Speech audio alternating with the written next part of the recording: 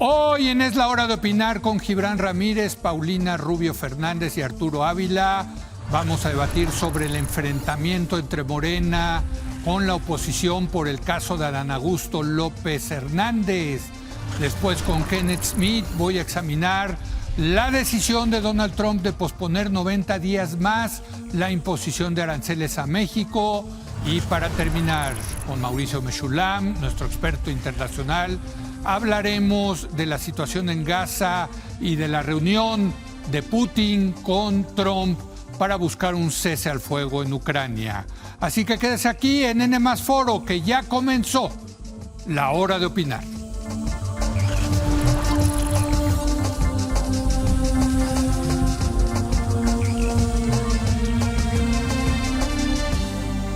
Muy buenas noches. Morena y sus aliados se han enfrentado con los partidos de oposición por el caso de Hernán Bermúdez, exsecretario de Seguridad de Tabasco. Quien lo puso en esa posición fue el entonces gobernador Adán Augusto López Hernández, hoy líder de Morena en el Senado, y en el sexenio pasado también fue secretario de Gobernación. Pero hay que reconocer que este personaje, el señor Bermúdez, hoy es acusado de ser el líder de la organización criminal conocida como La Barredora, que era el principal cártel allá en Tabasco, asociado, por cierto, al cártel Jalisco Nueva Generación. Esto ha generado un gran escándalo y vamos a debatir este tema con nuestra mesa de representantes de partidos políticos. Saludo a Gibran Ramírez, que representa a Movimiento Ciudadano. Gibran, muy buenas noches. Buenas noches, Leo. En esta ocasión nos acompaña Paulina Rubio Fernández. Ella es vicecoordinadora del Grupo Parlamentario de Acción Nacional. Paulina, ¿cómo estás? Gracias por venir. Leo, muchas buenas gracias noches, por muchas tenerte gracias. aquí. Un gusto. Gracias. Un gusto para mí. Y finalmente Arturo Ávila, quien viene en representación de Morena. Arturo, de nuevo, gracias por venir. Leo, gracias por la invitación. Gracias. Déjame empezar contigo, Gibran. ¿Cómo ves este caso de Adán Augusto López Hernández? Bueno, creo que todo incrimina a Adán Augusto. Primero, no solo porque fue el que nombró a su secretario de Seguridad y porque asistía a todas las mesas de seguridad, es decir, veía el tema de cerca, sino porque después pasó a ser secretario de Gobernación. Y un secretario de Gobernación que recibe las fuentes de inteligencia, que no se dé cuenta que eso está pasando en su estado, es un secretario o metido a cosas malas o incompetente. Yo creo que Adán Augusto pertenece a la clasificación de los que están metidos en la economía ilícita y no es raro en México. En México hay una política mafiosa y creo que eso lo sabemos todos. En Morena hay una política especialmente mafiosa y en las cúpulas de Morena se hablaba, por ejemplo, en el sexenio pasado, con soltura, de Sergio Carmona, un financiador que después sería asesinado después del proceso electoral de 2021. Todos vimos lo que pasó con las elecciones de Sinaloa, donde todos los medios documentaron el secuestro de los operadores del PRI. En esa elección y entre muchas otras irregularidades, bajaron candidatos donde quisieron, etcétera, etcétera. Nadie nos ha explicado qué pasó con el montaje de la Fiscalía del estado de Sinaloa respecto del asesinato de Héctor Melesio Cuen, que ya cumplió un año de asesinado, cuando hubo un montaje que intentó generar una causal de eso, de tal manera que no es una anormalidad y me parece una gran cosa que en el sexenio de la presidenta Sheinbaum, y se lo reconozco, estos casos se ventilen. Además, las fuentes que tenemos son fuentes oficiales de inteligencia militar y sabemos que mandaron a hacer más investigaciones. Espero que la presidenta siga en ese plan todo el sexenio. Arturo Ávila, política mafiosa. Es muy dura la acusación y sobre todo con el que es el líder de Morena en el Senado de la República, fue candidato presidencial. A ver, me parece que hacer ese tipo de señalamientos sin un sustento fundado en pruebas es completamente La inteligencia del irresponsable. ejército. Me parece, a ver, es que estamos hablando de dos casos distintos, pero te voy a demostrar cómo no somos iguales y cómo viene Gibran a inventar una narrativa completamente fundada o infundada. Por un lado, nosotros somos el gobierno que estamos persiguiendo este tipo de conductas delictivas. Es un gobierno que emana de la Cuarta Transformación, sí, una Fiscalía General del Estado autónoma, pero propuesta por el Ejecutivo en el Congreso local. Además, Y- Javier May, que es gobernador de Morena en Tabasco, decirlo. fue el que acusó a Claro, Dan Augusto. hay que decirlo, con inteligencia militar, efectivamente, de un gobierno de la transformación. ¿Cuál es la enorme diferencia con ellos, con el pasado? Bueno, vámonos al caso más importante, Genaro García Luna, ¿no? Que no es un caso de 2006, fue condenado y sentenciado en 2023. Genaro García Luna, cuando fue nombrado secretario de Seguridad Pública, el propio subsecretario de la Defensa, fíjatelo, el subsecretario de la Defensa, Tomás Ángeles de Aguajare, le dijo a Felipe Calderón: necesito informarle de los vínculos que tiene este personaje con el crimen organizado, con el cártel de Sinaloa, para ser muy específico. Lo citó, tuvieron la reunión, le pidió datos, le dio datos. ¿Y qué hizo Felipe Calderón? Lo encarceló y después lo dejaron libre. El Bueno, comisario... al general. al general. Sí. El comisario de la Policía Federal también le mandó cartas acompañadas de 35 testimonios de elementos de la Policía Federal que dejaban claro que estaba vinculado el gobierno de Felipe Calderón a través de Genaro García Luna con el crimen organizado. ¿Qué hizo también Felipe Calderón? Lo encarceló de 2008 a 2012 al excomisario de la Policía Federal. ¿Cómo salió Genaro García Luna? Con aplausos del gobierno de Felipe Calderón. ¿Somos distintos? Claro que somos distintos. Ellos protegen, nosotros sí señalamos a los delincuentes. Paulina, ¿cómo lo ven desde Acción Nacional este tema de Adán Augusto? Pues sumamente preocupante, Leo. A ver, estamos hablando de un narcogobierno.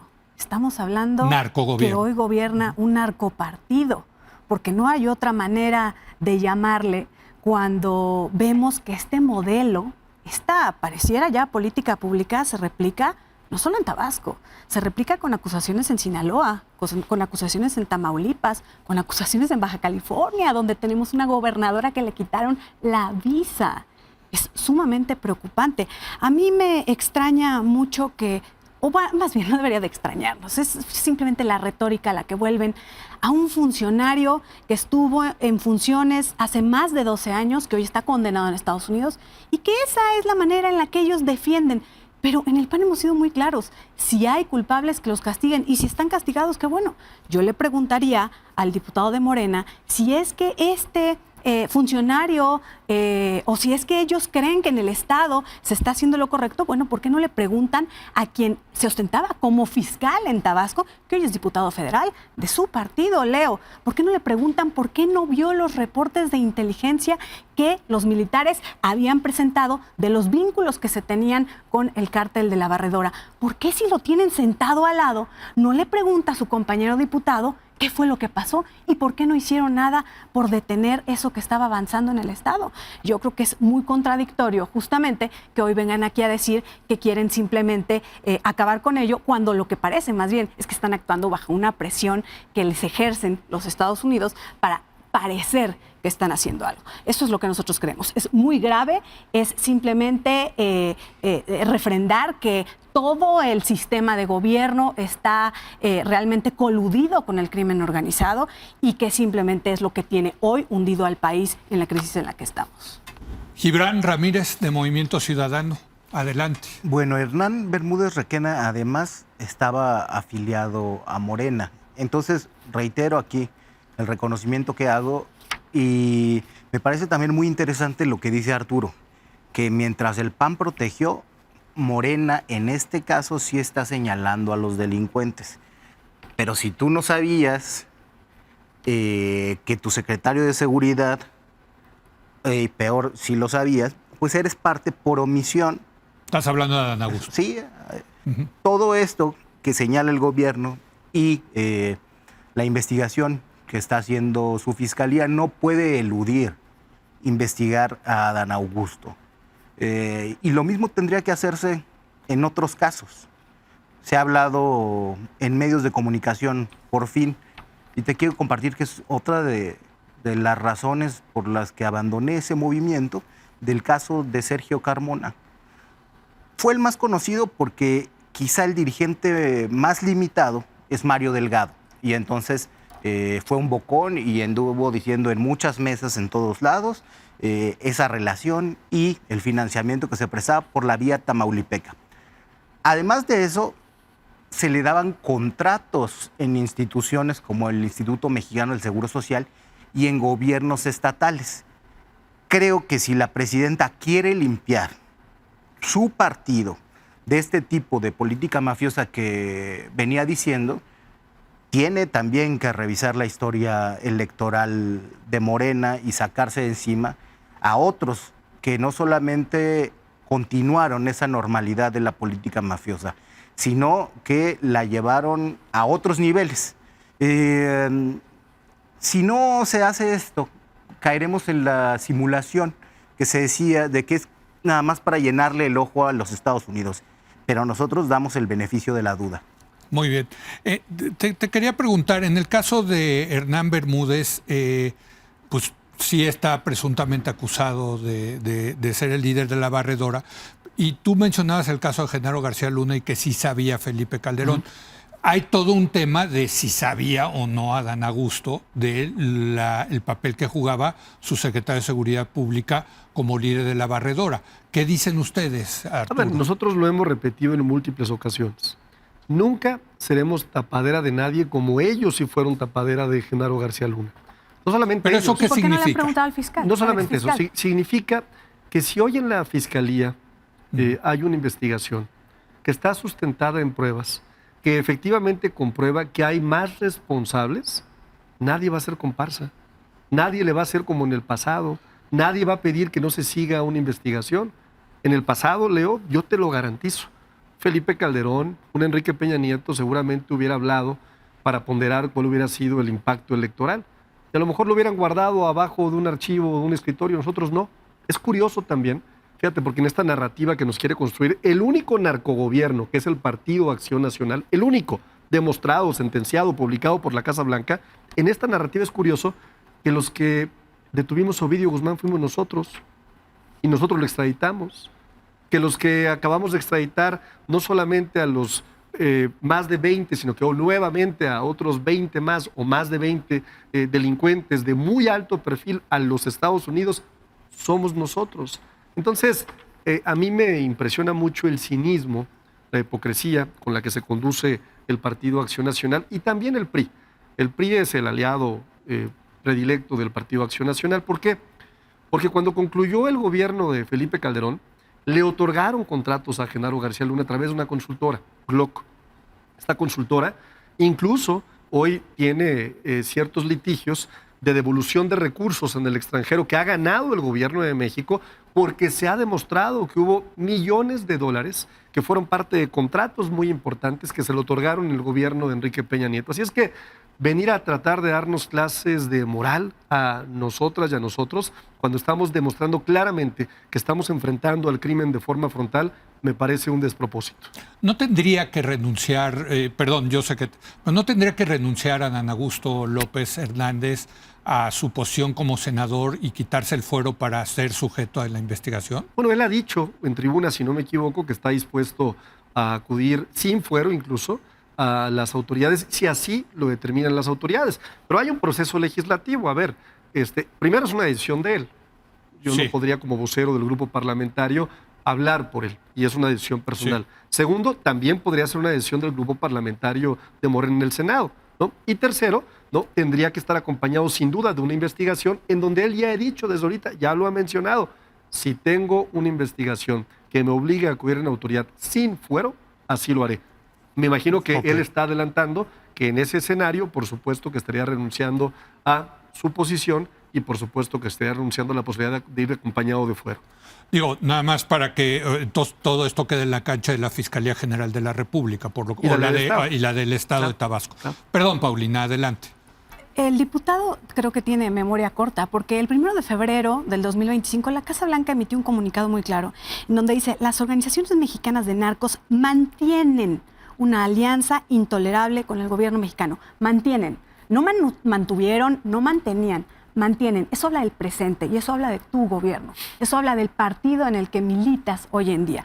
Y qué bueno que habla de contratos, porque también tendríamos que traer a la mesa que justamente Mexicanos contra la Corrupción evidenció que el hermano de Hernán, acusado de ser el líder de la barredora, tenía contratos en Dos Bocas y en el Tren Maya con empresas que fueron creadas inclusive en el despacho del senador Adán Augusto. Y dice el diputado que entonces ellos dejan en manos de las autoridades el fuero del senador. Bueno, ciertamente es una facultad de la Cámara de Diputados y ustedes tienen la mayoría. Entonces, si ustedes son la autoridad competente para poder retirar el fuero que en su caso tuviera que tener el senador, pues entonces, ¿qué están esperando para hacerlo? Yo creo que es un contrasentido que vengan aquí a decir que se está haciendo y que protejan además a quien debe y debió haber sabido, porque era secretario de Gobernación, porque era el gobernador y porque Guacamaya Leaks sacó este informe, este reporte de inteligencia militar desde el 2021, que fue público en el 2022, es diferente. Y es por eso que el senador no puede excusarse de que él no sabía. Y quiero decirte además que en el PAN hemos puesto una y otra vez que este tema se lleve a la Comisión Permanente y se debate en la Comisión Permanente, y que ha sido el grupo mayoritario de Morena el que no ha permitido que se debata. Por ahí trataron de hacer un poco de show con un punto de acuerdo que presentó Lili Téllez, la senadora Lili Téllez, pero que ciertamente no fue entrar al tema de la agenda legislativa, de la agenda política, para poder debatir entre los grupos parlamentarios cuál debe ser el futuro de un senador que está acusado de algo tan grave como esto. Muy bien, pues vamos a dar una última ronda de conclusiones. Desde luego se trata de un caso gravísimo por lo que implica para la política mexicana, por el personaje que está involucrado, por las implicaciones que tiene para el partido gobernante. En fin, ¿qué sigue? ¿Qué diríamos, Gibran? Yo creo que si la presidenta quiere ser firme y no tibia con esta política de combate a la delincuencia organizada, incluida la que se hace desde la política, tendríamos que empezar un proceso de justicia transicional. Hemos tenido decomisos masivos de huachicol en Tabasco, en Baja California, en un predio del ex senador Novelo, que era muy cercano al expresidente López Obrador, en Tamaulipas, justamente esa red que operaba Sergio Carmona, y en Coahuila. Sin embargo, no tenemos detenidos a los responsables de esa red, que necesitaba una serie de complicidades, no solamente desde las aduanas, sino en los puntos en los que se transportaba ese combustible.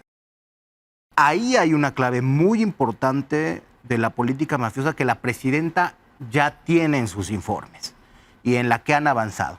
Sin embargo, esto no ha sido público.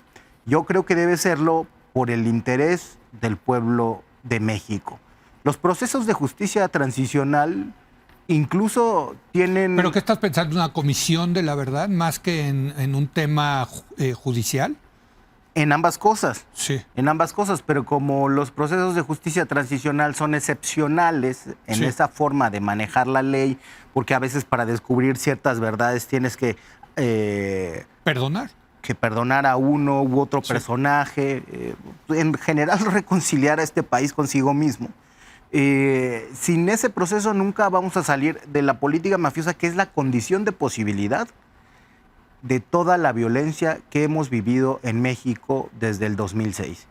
Es una continuidad.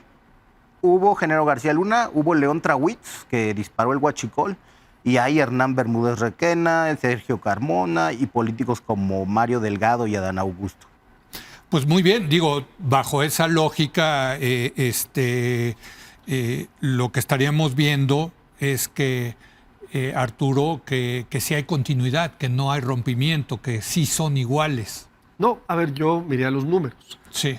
Siempre el dato es muy importante para tratar de contrarrestar las narrativas de comunicación que están llenas de mentiras o de calumnias, ¿no? Si nosotros vamos a los números, tenemos delitos que pueden ser medibles, que además reportan las fiscalías de los estados, muchas de ellas de oposición, por cierto, del Partido Acción Nacional. Cuando vamos a la gráfica de los homicidios dolosos, podemos ver que hubo una tendencia incremental durante el sexenio de Felipe Calderón, de Enrique Peña Nieto, que solo tuvo un descenso hasta el 2019. Más marcado aún pero se en está el hablando gobierno... aquí de la corrupción, Arturo, no del delito en general, ¿no? Me queda claro, ¿no? Sí.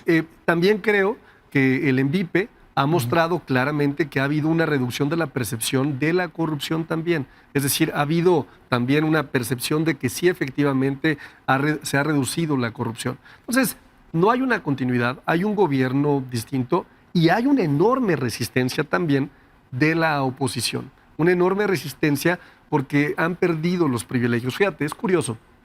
Allá afuera, Leo, hay gente a la que hoy le entusiasma que pudiéramos hablar de un dato que acaba de dar el INEGI. Tenemos, sin duda, el dato histórico más relevante de un gobierno de sacar de la pobreza, de todos los niveles, pobreza media, pobreza extrema y de la pobreza a millones de mexicanas y mexicanos. Algo que no pudo hacer ni el gobierno del PAN ni del PRI, algo que cuando gobernó Felipe Calderón, que era el presidente del empleo, elevó a 49.8 millones de mexicanas y mexicanos que representaban el 49% de la población, algo que alcanzó en el 2012 uno de los picos más altos con Enrique Peña Nieto, con 55 millones de mexicanas y mexicanos, y hoy, fíjate, 38 millones de mexicanas y mexicanos simplemente ya se encuentran ahí. Seguimos avanzando y seguimos demostrando que este gobierno sí es muy distinto a ellos. Paulina, te toca terminar este tema. Bueno, respecto a las cifras, se le olvidó al diputado mencionar que pasaron 20 millones de mexicanos de no tener servicios de salud a 44 millones de mexicanos. Esa cifra se le olvidó. Pero bueno, lo importante de hoy es decirte que hoy ya nadie puede decir que los funcionarios de Morena se aliaron con el crimen organizado. No. Llevaron al crimen organizado a ser funcionarios. Eso fue lo que hizo este gobierno de Morena y eso es realmente lo preocupante, porque entonces no vamos a salir de esta crisis de seguridad nunca. Yo jamás me atrevería a presumir un logro de baja en homicidios mientras existan notas como la de un niño asesinado por 1,000 pesos o una maestra encañonada por extorsión en Veracruz. Creo que ninguna cifra de baja de homicidios puede reflejar la lacerante verdad que es estas imágenes, que es lo que vive la gente a diario. Lo que sí podemos pedir, lo que sí tenemos que pedir es que se corte esta cadena de corrupción entre la autoridad y el crimen organizado, porque ciertamente es lo que tiene hundido al país. Y mientras ellos se la pasan con esta cantaleta de un solo personaje, de uno solo que está siendo juzgado, te lo repito, nosotros de tenemos... García Luna. De García Luna. Nosotros tenemos, es más, hoy se ha evidenciado la corrupción de un funcionario de las aduanas que tiene relojes por más de 7 millones de pesos y que tiene departamentos en el extranjero. Y así dice que los niveles de corrupción bajaron, que la percepción de corrupción bajaron. Por favor, si todos los días salen notas de funcionarios que han permitido el tráfico de huachicol fiscal, que es el introducir la gasolina sin pagar los impuestos necesarios, y cómo los funcionarios de Morena se han llenado los bolsillos a través de ese negocio. Así que ciertamente no veo dónde puedan presumir ninguna de las cifras, pero lo cierto es que necesitan dar respuesta a esto porque es muy grave y te lo digo, no solo sucede en Tabasco, sucede en Tamaulipas, sucede en Sinaloa, sucede en Baja California y en muchos otros estados. Michoacán. Déjenme, porque me quedan 3 minutos y sí quiero aprovecharlos, un comentario rápido cada uno de ustedes, específicamente, ¿qué debe de hacer Adán Augusto López Hernández? Obviamente tú lo has dicho, depende de él, pero digamos, en su opinión, ¿qué debería de hacer el senador Adán Augusto López Hernández en la situación que está? 1 minuto, si puedes, por favor. Yo creo que debería de renunciar a la coordinación de los senadores de Morena. Y si la fiscalía avanza, pues la sección instructora tendrá que desaforar. Pero por lo menos, como un signo de buena voluntad, al menos debería dejar esa coordinación. Los señalamientos son muy graves y no son como se hizo en el sexenio de Felipe Calderón, de un diputado como Fernández Noroña con base en notas periodísticas. Son señalamientos hechos por la inteligencia militar y en los que se pidió información adicional. Eso sería un buen gesto para ver si se va a limpiar un poco la vida pública del país. Ok, se debe de ir, dice Gibran, de la coordinación. ¿Qué dices tú, Arturo? ¿Qué debería de hacer? Pues es algo que le tenemos que preguntar a él. directamente, ¿no? Yo reitero. ¿Pero tú qué piensas? O sea, como parte del movimiento. Yo, lamentablemente, soy vocero de un grupo parlamentario. Sí.